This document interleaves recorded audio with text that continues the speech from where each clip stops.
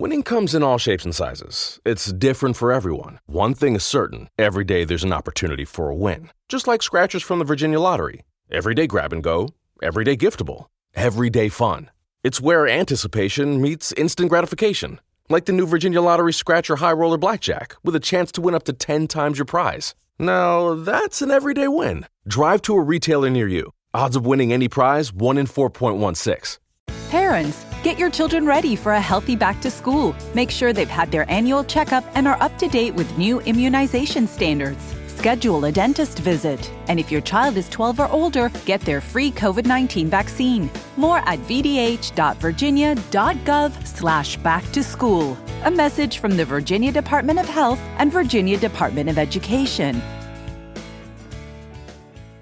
Hear from players, coaches, and experts on all the latest happenings in the world of BYU athletics. Cougar Sports with Ben Criddle returns right now on ESPN 960.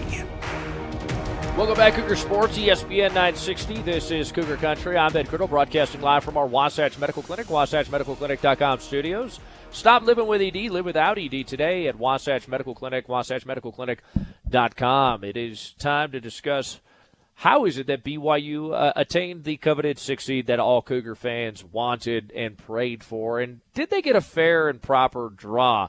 Why is it that over the last month, BYU is one of the hottest teams in college hoops? Let's discuss it with the man, the myth, the legend, Ken Pom himself. Ken Pomeroy's on the line. Go to kenpom.com today. Subscribe. Sign up today so you can pick all the right picks in your bracketology. Ken, how you living, man? Thanks for hopping on. Doing great, Ben. Nice to chat with you again. Always a pleasure, always a blessing to chat with you. So let's break it down like this. Over the last month, BYU has changed. I think they've changed in a number of ways. From your vantage point, what changed, and why are they one of the hottest teams in college basketball over the last month? Well, we can probably point to a couple of things. I mean, certainly the perimeter shooting improved. Specifically, I would say, Caleb Lohner in general just, caught fire. And I think that's something we talked about a few weeks ago, was just the lack of perimeter play from the front line. There was some potential going into the season that those guys would be able to stretch the defense a little bit, and we hadn't really seen that. But we finally did start to see that from Caleb Lohner. And then, Matt Harms, he never really figured out how to shoot the three, but he really did become more effective down the stretch in conference play as well. There was a time where, you could look at the production between him and Richard Harward, and, Big Rich was the more effective player. But as time has gone on, certainly in conference play, I think Matt Harms has distinguished himself as clearly the better option at the five. And so those two things, in tandem with just, I think, more consistent offense and more consistent shooting from the perimeter as well, from the guards, really allowed the offense to, take another step that I, have to admit I really didn't see coming, a month ago. Ken, 4 weeks ago, was BYU a good offensive team? They were good relative to the WCC, I would say, but, not good on a national scale. But I think they've ascended to that level at this point. I mean, you certainly had to be impressed with what they did against Gonzaga. That was a team that defense isn't necessarily their calling card this year, but again, in WCC play, Gonzaga has pretty much steamrolled opponents on both ends of the floor, and BYU in that, certainly in the first half, but really for the whole game was a pretty solid force offensively against Gonzaga in a way that we haven't seen against that team since back in November or December. Ken Pom, KenPomeroy.com. Subscribe today. Do you feel like the committee was fair with BYU seeding, giving them a 6, and do you feel like it was a fair draw to match them up with UCLA under Michigan State? Well, yeah, I think the seeding was more than fair. I mean, 6 was probably about as good as you could have realistically expected going into the selection show. I was thinking probably a 7 would be where they'd land. So that worked out pretty well for them. As far as the matchup goes, I mean, whoever they end up playing, Michigan State, UCLA, I mean, it's going to be a really competitive matchup. As all, you could pretty much expect that if you're seeded anywhere between 5 and 12. Like, all those teams are separated by so little in college basketball that, you're just not going to have a matchup where there's an obvious favorite. The one thing that is a little, I don't know if to say unfair, but, if you're a 7 seed, like you know who you're playing right now. So, you can sit in your hotel room and prepare for that team. But BYU does not know who they're playing. They have to scout 2 different teams at this point. And so in that sense, it's a little bit of extra work. It's a little harder for the players, I think, especially with that game being the very last game on Thursday. There's going to be a pretty quick turnaround for the players to get focused on the team they have to play. But as far as the seeding goes, I think BYU has to be pretty happy with that.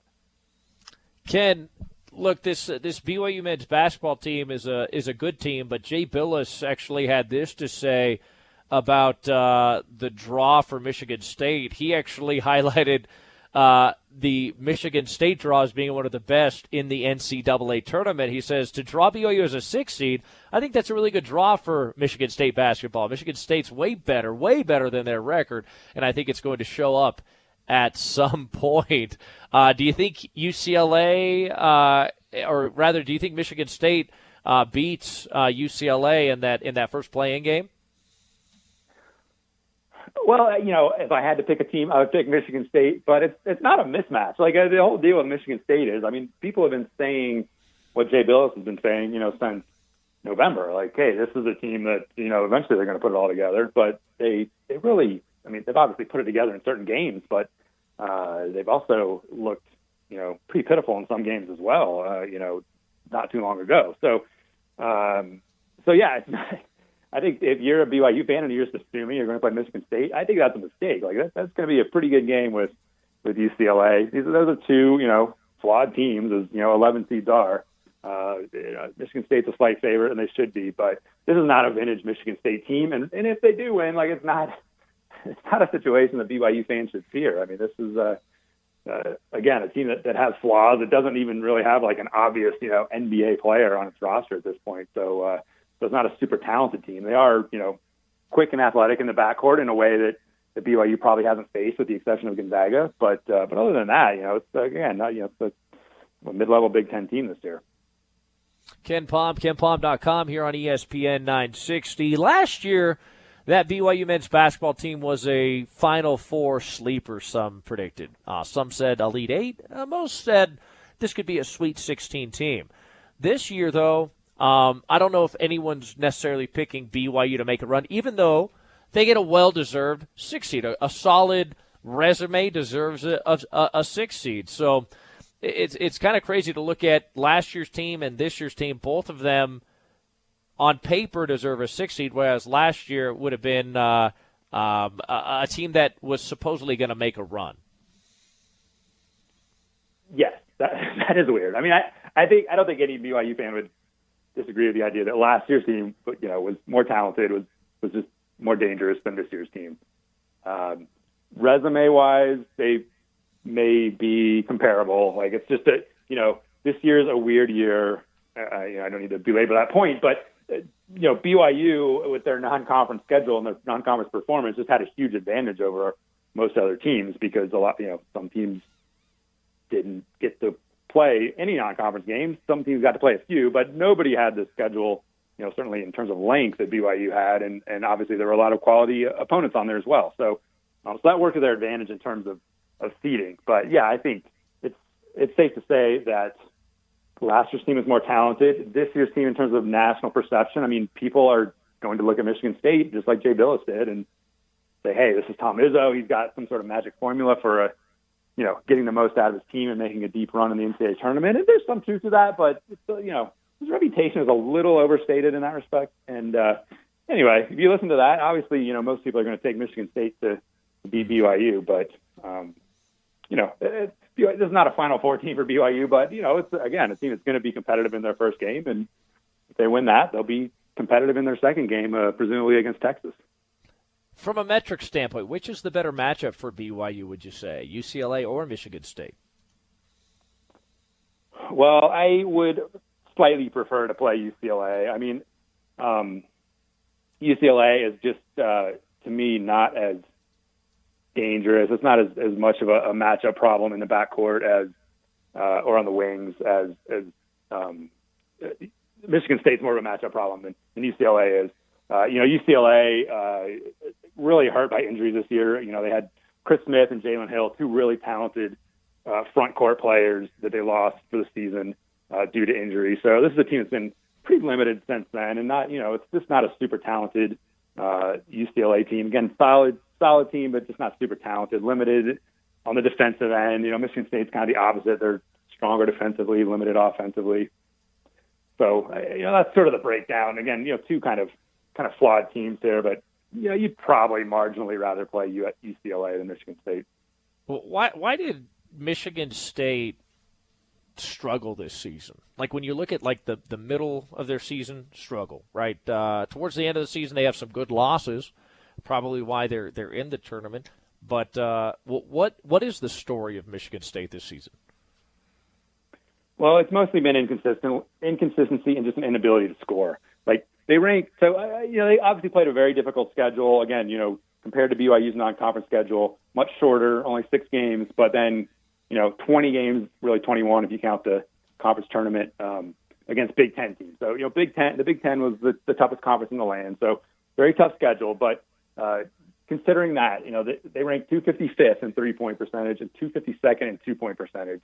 So they just have a really difficult time scoring. They don't have much threat from the perimeter. I mean, I talked about kind of they have, that's the strength is their backcourt, and it is, but the backcourt does not feature good shooters, and then the front court is just really limited offensively in general. So, so it's a team that when you're that challenged offensively, like you're just going to be inconsistent unless your defense is just the best defense on the planet. You're going to have some inconsistency when you're facing the best teams in the country, and in the Big Ten, that's what they had to do. And oftentimes when they face the best teams in the country, they got blown out of the water. Now they did end up getting some key wins down the stretch, and that's obviously why they're in the tournament to begin with. But again, this is a team that we've seen them this year. We've seen them for a bunch of games. We know that they're inconsistent, and I don't expect them to just flip a switch and suddenly become the Final Four team that people thought they might be back in November. Ken Pomeroy here on ESPN 960 discussing all things NCAA tournament. What were the were there any travesties, would you say, that occurred in this year's NCAA bracketology? Do you think there were individuals or rather entities, organizations that were left out that should have been included? Any travesties that you want to point out? I don't think so. I mean, Louisville was the team that probably had the biggest gripe of getting left out. And I'm not, I know that the head of the selection committee, Mitch Barnhart, had, a few interviews last night and commented on various teams' cases and seemed to give a different reason for each team for why they were left out or why they were included in the bracket. I guess overall, Ben, I don't get super outraged at the the last team that gets left out or the last team that ends up in the field. I mean, those teams are typically not going to be factors in, determining a national champion. And they obviously all had chances to improve their cases at some point. So, but there's, this is really, I think, a pretty, dare I say, easy bracket to put together. There weren't a lot of controversies at the bottom end. The top seeds were very obvious. Even the 2 seeds were very obvious. So it was for the most part, an easier task for the committee than they usually have. So what you're saying is you don't get emotionally attached to any of these. You're a man of the numbers, and you just abide by what the numbers tell you. I think what I'm saying is I guess when it comes to the NCAA tournament, I'm more focused on the top of the bracket and crowning a national champion. And so when it comes to the what happens in the back end of the bracket, or whether a team that you thought would get a 9 seed ends up getting a 6 seed, those kind of things, I think, make little difference on sort of the integrity of the competition. Yeah, I feel you on that. KenPomeroy.com. Who's your favorites to win the NCAA tournament? Have you filled out your bracket yet?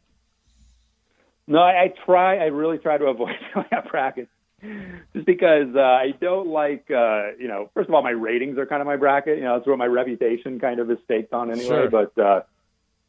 But even filling out a bracket, I just kind of prefer to be free and clear of being tied to any particular outcome and just enjoy the game. But I mean, I'm not going to break any news here. I mean, as I said, it was a pretty easy bracket to put together, and that's because it was obvious who the 4 best teams in the country were. I mean, the 4 best teams in the country are the teams that got the 1 seed. So I'm not saying that we're going to get a all 1-seed Final Four. That obviously hardly ever happens because of the nature of a single elimination event. But Gonzaga is clearly the favorite, and I think some combination of Illinois, Baylor, and Michigan are the next teams in line. And not all those teams will make it, but we'll just have to see how things play out as part of the fun of the event. Is it at all like surreal to see your metrics be the basis for brackets everywhere? For some, I guess not everyone, but for those diehards that live, eat, drink, sleep March Madness, like not only are you and your metrics, your website, kind of the basis or kind of the foundation for how they're going to fill out their brackets, but also the coaches around the country use your metrics for their scouting reports. How does that make you feel? I mean, just in general. Yeah, it's hard to put into words. I mean, certainly the coaching aspect is more meaningful to me than the fans aspect. Like, obviously, it's cool that people, anybody respects my work enough to use it to fill out the bracket or whatever. But the coaching thing is certainly surreal. I know I got a text from somebody last night. It took a while for the NCAA to put together the dates for all these games and the times, longer than normal, and I kind of needed that to post the games to my site. And so, there were got a text from a coach who was, kind of wondering when that was going to happen so they could, more easily access the information for their opponent. So yeah, I mean, when I started doing this, I never would have dreamed or thought of that eventually happening. And I try not to take it for granted, although it's been going on for a few years now that I do to some extent. But yeah, it's pretty crazy. Ken Palm, follow him on Twitter. Make sure you're reading all of his stuff at kenpalm.com. It'll help you win your brackets within your corporation and or friends group. Thanks so much, Ken. Always a pleasure, always a blessing having you on our show. All right, thanks, Ben. Thanks for having me on. Thank you, Ken Pomeroy on the line. Appreciate him. We'll go to break. Coming up next, a Cougar Insider Report. Don't go anywhere. I want to discuss something, maybe a little sensitive for Cougar fans, some football news. Those that hated on Nick Howell, I mean, would you say like Nick Howell's like one of the most like I feel like BYU fans undermined his credibility as a coach, his competency as a coach, maybe as a recruiter as well. I want to give some insight into what's happened with two of his recruits that are currently in the NFL. You already know one of them, Mike Davis, just got a contract extension. There was another BYU defensive back, a transfer defensive back that got re-signed as well, got a contract extension. We'll tell you who it was, and you may not be very happy about it. That coming up next here on your Cougar Sports Insider Radio Network, 94.5 FM and ESPN 960. Winning comes in all shapes and sizes. It's different for everyone. One thing is certain. Every day there's an opportunity for a win. Just like scratchers from the Virginia Lottery. Everyday grab and go. Everyday giftable. Everyday fun. It's where anticipation meets instant gratification. Like the new Virginia Lottery Scratcher High Roller Blackjack with a chance to win up to 10 times your prize. Now, that's an everyday win. Drive to a retailer near you. Odds of winning any prize, 1 in 4.16. It's a new day, and it's coming at you fast. With Comcast Business, you'll have what you need to take on every twist and turn, like the flexibility to control multiple Wi-Fi networks from anywhere, a cybersecurity solution to help protect all your connected devices, and the power of the nation's largest gig speed network, all supported by a dedicated team available 24/7. Every day in business is a big day. Comcast Business will keep you ready for what's next. Comcast Business, powering possibilities.